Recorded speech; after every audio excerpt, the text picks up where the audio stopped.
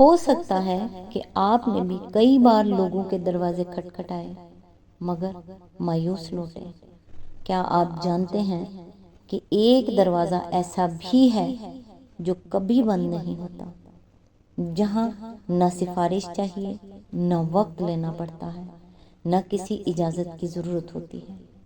آج اللہ خود فرماتے ہیں، میں اپنے بندے کے بہت قریب ہوں۔ سوال یہ ہے کہ ہم اللہ کے کتنے قریب ہیں؟ السلام علیکم۔ آج انشاءاللہ سورۃ البقرہ کی آیت نمبر 185 سے سٹارٹ کریں گے۔ اس کا ترجمہ اور تفسیر تفہیم القرآن سے بیان کروں گی، جو اہل سنت جماعت کے لیے ہے۔ ان آیات میں اللہ تعالیٰ رمضان کی عظمت، قرآن کے نزول، اپنی رحمت، آسانی اور دعا کی قبولیت کا عظیم پیغام دیتے ہیں۔ تو آئیے سٹارٹ کرتے ہیں۔ اعوذ باللہ من الشیطان الرجیم، بسم اللہ الرحمن الرحیم۔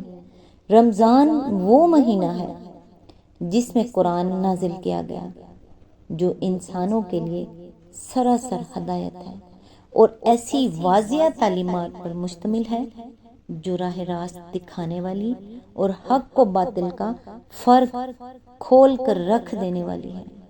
لہٰذا اب سے جو شخص اس مہینے کو پائے، اس پر لازم ہے کہ اس پورے مہینے کے روزے رکھے، اور جو کوئی مریض ہو یا سفر پر ہو تو وہ دوسرے دنوں میں تعداد پوری کرے۔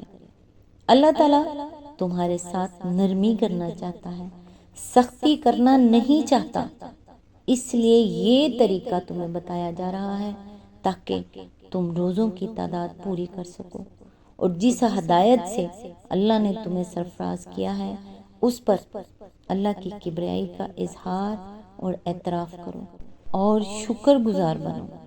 اس کی تفسیر ہے، یعنی اللہ نے صرف رمضان ہی کے دنوں کو روزوں کے لیے مخصوص نہیں کر دیا ہے، بلکہ جو لوگ رمضان میں کسی عذر شرعی کی بنا پر روزے نہ رکھ سکیں، ان کے لیے دوسرے دنوں میں اس کی قضا کر لینے کا راستہ بھی کھول دیا ہے، تاکہ قرآن کی جو نعمت اس نے تم کو دی ہے اس کا شکر ادا کرنے کے قیمتی موقع سے تم محروم نہ رہ جاؤ۔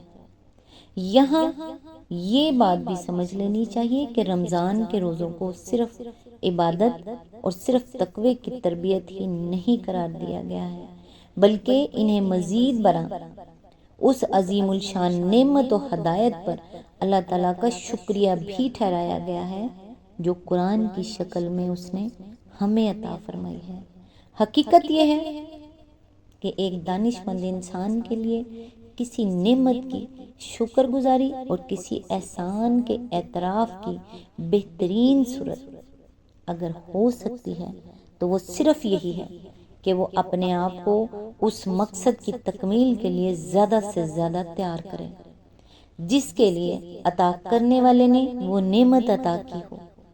قرآن ہم کو اس لیے عطا فرمایا گیا ہے کہ ہم اللہ تعالیٰ کی رضا کا راستہ جان کر خود اس پر چلیں اور دنیا کو اس پر چلائیں۔ اس مقصد کے لیے ہم کو تیار کرنے کا بہترین ذریعہ روزہ ہے۔ لہٰذا نزول قرآن کے مہینے میں ہماری روزہ داری صرف عبادت ہی نہیں ہے، صرف اخلاقی تربیت بھی نہیں ہے، بلکہ اس کے ساتھ خود اس نعمت قرآن کی بھی صحیح اور موزوں شکر گزاری ہے۔ اس آیت سے سبق یہ ملتا ہے کہ رمضان وہ مبارک مہینہ ہے جس میں قرآن نازل ہوا، جو پوری انسانیت کے لیے ہدایت ہے۔ اللہ تعالیٰ عبادت میں بھی آسانی چاہتے ہیں، اس لیے مسافر اور بیمار کو رخصت دی گئی تاکہ کوئی مشقت میں نہ پڑے۔ رمضان کو صرف افطار اور سحری کا مہینہ نہ بنائیں، بلکہ قرآن سے اپنا تعلق مضبوط کریں۔ اسی قرآن نے دلوں کو زندہ کرنا ہے اور زندگی کو بدلنا ہے۔ آیت نمبر 186، اور اے نبی میرے بندے اگر تم سے میرے متعلق پوچھیں تو انہیں بتا دو کہ میں ان سے قریب ہی ہوں، پکارنے والا جب مجھے پکارتا ہے میں اس کی پکار سنتا اور جواب دیتا ہوں، لہٰذا انہیں چاہیے کہ میری دعوت پر لبیک کہیں اور مجھ پر ایمان لائیں، اور یہ بات تم انہیں سنا دو، شاید کہ وہ راہ راست پالیں۔ اس کی تفسیر ہے، یعنی اگرچہ تم مجھے دیکھ نہیں سکتے اور نہ اپنے حواس سے مجھ کو محسوس کر سکتے ہو، لیکن یہ خیال نہ کرو کہ میں تم سے دور ہوں، نہیں، میں اپنے ہر بندے سے اتنا قریب ہوں کہ جب وہ چاہے مجھ سے عرض و معروض کر سکتا ہے، حتیٰ کہ دل ہی دل میں وہ جو کچھ مجھ سے گزارش کرتا ہے میں اسے بھی سن لیتا ہوں، اور صرف سنتا ہی نہیں، فیصلہ بھی صادر کرتا ہوں۔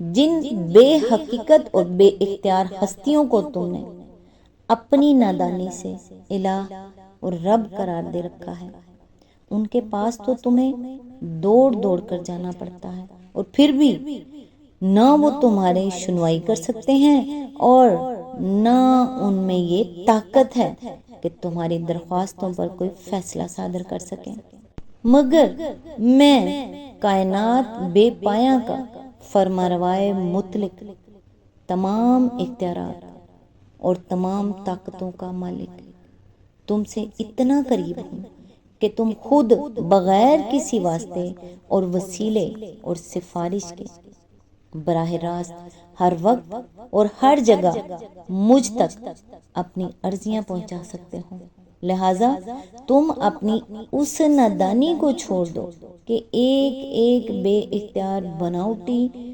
خدا کے در پر مارے مارے پھرتے ہو۔ میں جو دعوت تمہیں دے رہا ہوں اس پر لبیک کہہ کر میرا دامن پکڑ لو، میری طرف رجوع کرو، مجھ پر بھروسہ کرو اور میری بندگی و اطاعت میں آ جاؤ۔ اسی آیت کے ضمن میں آگے فرمایا، یعنی تمہارے ذریعے سے یہ حقیقت حال معلوم کر کے ان کی آنکھیں کھل جائیں اور وہ اس صحیح رویے کی طرف آ جائیں جس میں ان کی اپنی ہی بھلائی ہے۔ اس آیت سے سبق یہ ملتا ہے، یہ تمام آیات کے سبق جو میں آپ کو بتاتی ہوں کہ اس آیت سے یہ سبق جو مجھے لگتا ہے، جو مجھے اس میں سے سبق حاصل ہوتا ہے، جو اس میں سے میں نے اخذ کیا، یہ میری صرف اتنی سی یہ جو سبق اور نصیحت ہے یہ صرف میری اپنی ہے، باقی تمام قرآن ہے۔ اللہ اپنے بندوں سے بہت قریب ہے، جب بندہ خلوص سے دعا کرتا ہے تو اللہ اس سے سنتے ہیں اور اس کی پکار کا جواب دیتے ہیں، لیکن دعا کے ساتھ اللہ کی اطاعت اور ایمان پر ثابت قدم رہنا بھی ضروری ہے۔ اپنی پریشانیاں لوگوں سے پہلے اللہ کے سامنے رکھیں، دعا کو صرف مصیبت کے وقت نہیں بلکہ اپنی روزمرہ زندگی کا حصہ بنائیں اور اللہ کے فیصلوں پر بھروسہ رکھیں، یقین کریں کہ وہ خدا آپ کا بھروسہ نہیں ٹوٹنے دیتا۔ کوئی انسان نہیں ہے کہ جس پہ آپ نے بھروسہ کیا اور وہ ٹوٹ گیا، یا اگر کسی نے آپ کے لیے کچھ اچھا کیا تو ساری زندگی کے لیے تانے تشنے، یہ کر دیا میں نے تمہارے لیے، وہ کر دیا تمہارے لیے، یہ کر دیا تمہارے بچوں کے لیے کر دیا۔ خدا پر بھروسہ کریں، لوگوں پہ بھروسہ کرنا چھوڑ دیں۔ رسول اللہ صلی اللہ علیہ وآلہ وسلم نے فرمایا، 3 دعائیں رد نہیں کی جاتی، روزہ دار کی دعا جب تک وہ افطار نہ کرے، عادل حکمران کی دعا اور مظلوم کی دعا۔ جامع ترمذی حدیث نمبر 3598۔